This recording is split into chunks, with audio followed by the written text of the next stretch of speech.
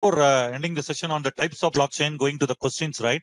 So Bitcoin and Ethereum are the very famous blockchain is concerned. I mean, the cryptocurrency is concerned. All right.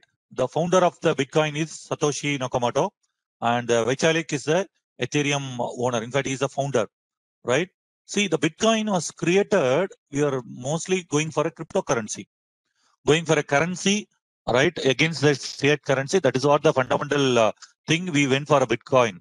But what happened? This Vitalik concern actually used that blockchain technology behind Bitcoin, and he tried to extend that blockchain. The technology is concerned. That is why it is called as Ethereum is a network software, right? So then Ethereum is getting a very famous also, but you see that it is just 5 years old. July 2015, the first network Ethereum thing was considered, right?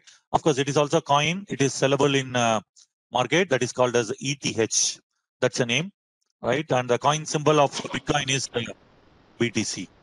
Now, one thing which I would like to tell here, we have something called UTXO, unspent transaction, right? It's nothing but a chain of transaction is what is maintained in the Bitcoin. But now, whatever we use, in the normal day-to-day life, the account life thing, right? Or you have the coin token systems, right? Those kind of things are available in the Ethereum is concerned. So everybody can create an account. I can put some money, some ETH in my account, and I can give it to whoever wants, right? Whereas unspent transaction, right? I need to go and trace it from the beginning. So how many Bitcoin initially I had it, who gave it, and then whom I give the second, then third, then fourth, then only I can do the fifth transaction. So when I go for the sixth transaction, again I need to start from 1, 2, 3, 4, 5, confirm it, then go for a sixth transaction. I cannot just take it from my wallet and give it, as far as the Bitcoin is concerned, right?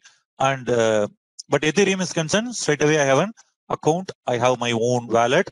So that is the thing. And very important, monetary policy is hard coded, right? As far as the Bitcoin is concerned, but in the Ethereum, no, the monetary policy is not hard coded.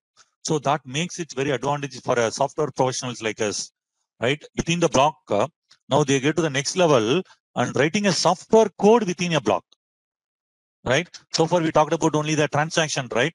So in the block, you can do whatever you want, right? That is what the biggest advantages of the blockchain is concerned.